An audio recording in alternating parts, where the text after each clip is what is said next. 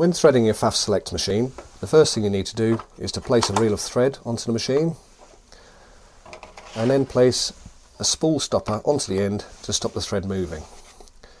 Then we take our thread. It's always best to hold it between your fingers because then you can clip it into the various clips. So we go into this first one here and then we come back out of the second one on the left hand side. Then we have a third clip just here, and now we need to put the thread onto our bobbin. So simply thread up through the hole in the bobbin, pop your bobbin onto your bobbin winder and turn it around with your finger until it clicks down and engages.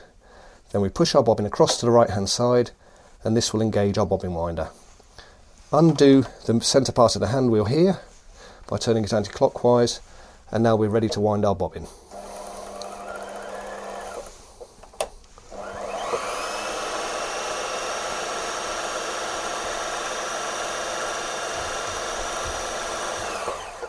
Once we have enough thread on our bobbin, we can just push the bobbin winder back to disengage, do up the centre of the hand wheel so that the rest of the machine is back into operation, and take the bobbin off, ready to thread into our bobbin case.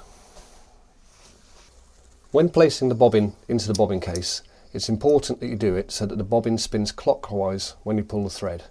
All you have to do then is to pull the thread up behind the tension clip and make sure that the bobbin is pulling freely.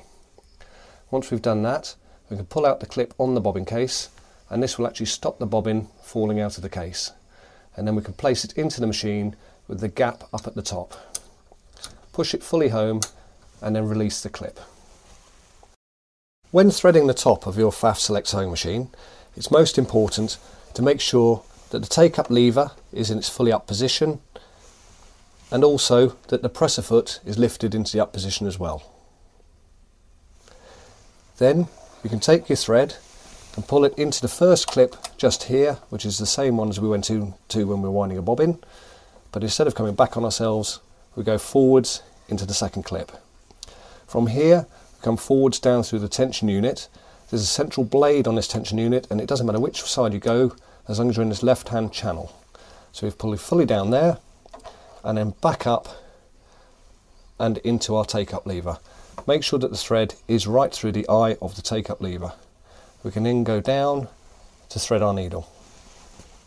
Next, we pull the thread into one of these two clips above the needle. Doesn't matter which side you use. I normally use the right just because I find it easiest. A very good thing to do at this stage is the presser foot is up from our threading, and what we need to do is just pull a little bit of thread through the machine and make sure it pulls nice and easily. Then we can lower the presser foot, and at this stage you should have a lot of tension on that thread. There should be a significant difference in the tension between the presser foot down and the presser foot up. So we leave the presser foot down and we're now ready to thread the needle. Now we can just place our thread through the eye of the needle and then turn the machine in the correct direction of rotation, one complete turn, to bring up our bobbin thread from underneath. Place the two threads through the gap in the front of the foot and so that they're coming out towards the back. We're now ready to sew.